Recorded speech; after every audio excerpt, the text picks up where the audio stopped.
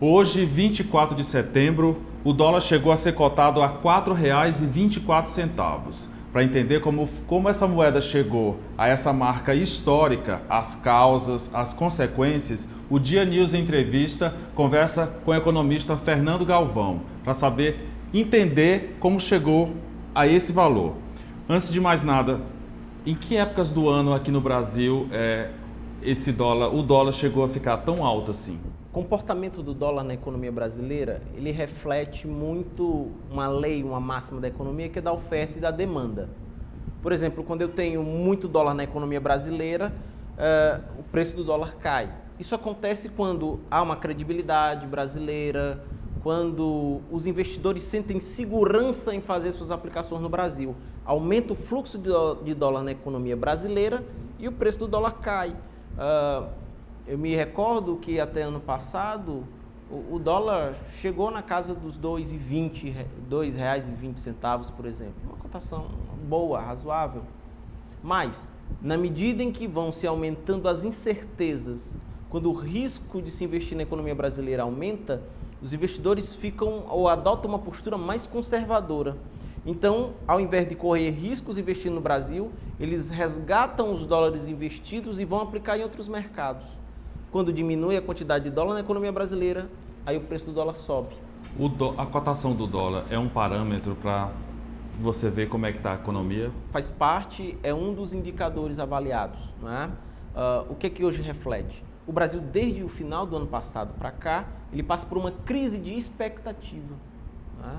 Os investidores têm um certo temor, expectativa em relação aos investimentos. Toda vez que eu vou investir, eu estou tendo a expectativa de que aquele investimento vai me gerar um retorno. No momento, as expectativas são negativas, ou seja, não há garantias de que haja retorno. Então, os investidores ficam mais avessos ao risco. E aí a gente tem um patamar batendo historicamente nesse valor, até porque nós temos uma crise econômica, nós temos uma crise nas finanças públicas brasileiras, a gente tem uma crise política, onde o governo está tendo dificuldades de conseguir aprovar, né, os projetos que eles julgam interessantes. Então, aliado a isso, a gente tem as agências de risco que monitoram os riscos nas economias mundiais. Né? Teve uma das agências que rebaixou o risco das notas brasileiras. O que eles fizeram? Elevaram o risco. Estavam sinalizando e dizendo assim: o Brasil é uma alternativa de investimento que deve ser vista com cuidado. E aí os investidores adotam uma postura mais conservadora e retiram seus investimentos. Que outros países estão na mesma situação? Costuma ficar com o dólar tão alto ou fica nesse momento com o dólar alto? Zam, é muito curioso essa tua pergunta. Veja só, na década de 90 nós tivemos crise nos tigres asiáticos. Na época do governo Fernando Henrique, a gente teve crise na Argentina, crise na Rússia, crise no México, né? A gente também teve uma crise aqui no Brasil. Sempre que ocorrem essas crises, num país acaba contaminando outros países que têm um perfil similar, ou seja, que seja uma economia aí emergente, vamos dizer assim. Então, mais um detalhe que merece destaque, Zan, é que essas agências que monitoram os riscos, em 2008, não perceberam que o foco seria a economia americana, a economia central mundial. Então, essas agências de risco, elas avaliam e elas indicam quais são as melhores oportunidades de investimento, mas em 2008 elas, como não perceberam que havia um colapso mundial financeiro vindo dos Estados Unidos, da economia central. Então, essas avaliações, elas precisam ser vistas com muito cuidado. O detalhe é que no Brasil, nesse exato instante, a economia brasileira reflete realmente essa elevação de riscos. Se o Brasil é atingido, as outras economias emergentes tendem a passar por isso também. A China está passando por problemas econômicos agora, nesse exato instante, e a China, ela é muito importante globalmente. Ela compra muito de todo mundo, ela importa muito de todo mundo. Se a China reduz o seu desempenho econômico, tende a reduzir dos demais outros países e isso acaba afetando tudo. Só para deixar claro para os internautas, por que o dólar chega a esse valor, por exemplo, mais que R$4? Além de ter o temor dos investidores de investir no Brasil e de retirarem seus investimentos do Brasil, também existe a especulação cambial.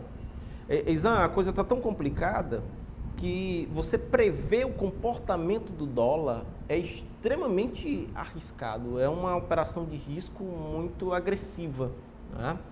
Então, não dá para você usar um modelo econométrico, um modelo estatístico para tentar prever como é que o dólar vai se comportar. Um amigo meu agora, no começo do ano, me ligou perguntando: Fernando, eu compro ou não compro dólar porque eu estou querendo viajar para o exterior? Na época o dólar estava na casa dos R$3. Eu disse para ele que naquela época a tendência é de que o dólar fosse se manter em torno dos R$3 durante todo o ano de 2015. Eu disse para ele: cara, não compre porque não é o momento. Perceba que agora, em setembro, o dólar bateu os R$4,24. Né? Se ele tivesse comprado a 3, o prejuízo seria menor. Mas se o dólar tivesse caído, ele poderia ter comprado e ter feito a sua viagem ao exterior. No que diz respeito ao dólar, é muito instável. Né? Aí no Brasil, o que é que acontece? Nós temos aí uma crise de expectativa no Brasil, né? Nós temos investidores e o mercado se comportando de forma muito cautelosa. Você reduz as aplicações de dólar no Brasil e o preço do dólar sobe. É oferta e demanda. Como se faz para ele parar de subir? O Banco Central ele tem um instrumento que ele tem reservas, 300 bilhões em dólares em reservas, o Banco Central brasileiro. Quando o dólar está muito alto, o que é que o Banco Central faz? Ele vende esses dólares na economia. Porque como está diminuindo o dólar na economia, o preço sobe. O Banco Central vende dólar no mercado para aumentar a oferta de dólar e fazer com que o preço se controle. Né? Mas aí tem a especulação. Existem grandes especuladores que ganham muito com isso, que desequilibram as finanças de um país. Então, o que é que eles, por vezes, fazem? Eles apostam contra a moeda do país. Não, pois vamos retirar mais investimento de dólar da economia brasileira para ver até onde o governo aguenta manter a cotação controlada. Aí nós temos ataques especulativos. Aí isso foge da esfera do governo, foge da esfera das pessoas, e aí é jogo de mercado, né? Onde o mais forte tenta se sobrepor ao mais fraco. Você acha que ele vai continuar aumentando ou algo tem que ser feito para poder ele baixar? O governo já começou a sinalizar e a injetar dólar na economia. Eu confesso a você que fazer qualquer previsão é complicado em se tratando de dólar, mas observando o contexto financeiro, econômico e político do Brasil, eu imagino que o dólar vai subir, vai passar dos 4,20. Né? Dos 4,24, que é a média histórica. Existem aí apostas para saber se o dólar pode chegar a R$5 ou não. Existe uma tendência de que isso aconteça. Porque o aumento dele está gradativo, assim. Está constante, ele está numa ascendente, numa curva ascendente e existem tendências tanto de queda ou de alta, o quanto é que ele vai cair. A tendência do dólar é cair. A tendência, por quê? Porque ele já bateu a meta histórica. Agora, nada garante que ele não vai passar para 4,30, para 4,40, para 4,50, para R$5. Não há nada que impeça isso. Quais são os setores aqui da nossa economia mais afetados com a alta do dólar? Como o modelo de desenvolvimento brasileiro, ele é muito dependente do exterior, no sentido de que o nosso processo de modernização, ele veio de fora para dentro.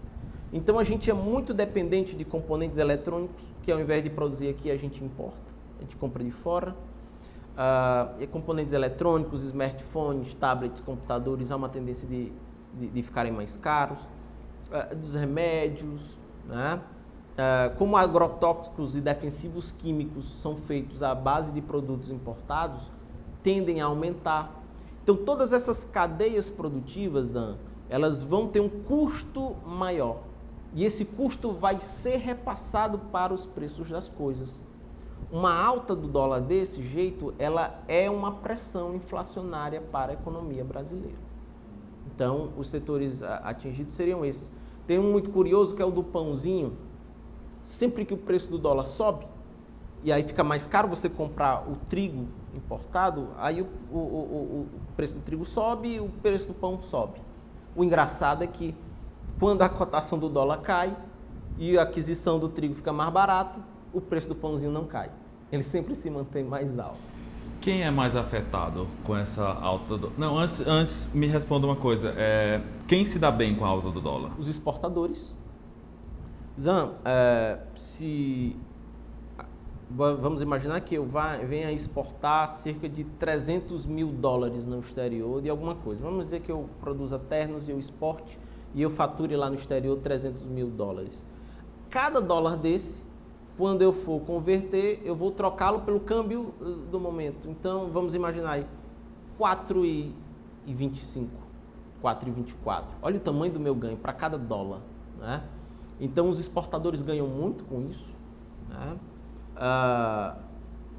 Nós temos grandes investidores aí, especulativos que também ganham muito com isso, certo?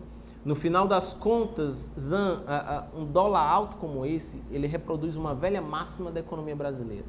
No Brasil, há um costume muito feio, inclusive, de se privatizar ganhos e de se socializar as perdas.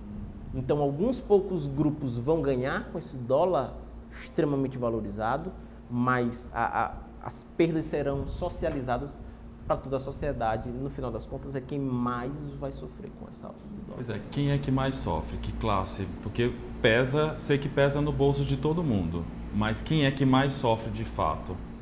No final das contas, o Brasil ele teve um grande avanço no consumo nos últimos tempos, né? Deu até uma sofisticada no padrão de consumo brasileiro nos últimos anos. A economia do Brasil, ela se concentrou muito em estimular o consumo. Aí a gente esqueceu de estimular o investimento, né? Então as pessoas passaram a comprar muitos produtos de tecnologia em todas as classes, desde a A até as classes mais baixas, né? Adquirindo TV de LCDs, geladeiras mais sofisticadas, comprando a prazo, né? Então, todo mundo vai ser afetado nesse contexto, até porque, é como eu estou te falando, essa alta do dólar, ela atinge várias cadeias produtivas, inclusive alimentar. E aí, na alimentar, isso acaba afetando a todo mundo em um maior ou menor grau. Qual é a grande sacada nesse momento? É fazer pesquisas de mercado para tentar substituir o que está mais caro pelo que está mais barato, né? É dar uma freada na compra de produtos tecnológicos, né? É tentar substituir produtos alimentares que estão mais caros por produtos mais baratos, é gastar mesmo a sola do sapato e o salto da sandália para tentar, nesse momento, equilibrar as finanças. Nem o governo está conseguindo fazer isso, né? É mais uma dificuldade também para as pessoas. Eu vou fazer uma pergunta que, na verdade, eu até já fiz, mas é esperando até uma resposta boa, assim, um pouco de otimismo, uma tentativa. Quanto você acha que chega a, por exemplo, R$2 o dólar? Eu penso que o atual governo ele está com grandes dificuldades de se conquistar isso. Um esforço muito grande de fazer isso é indicar o Levi como ministro da Fazenda, né?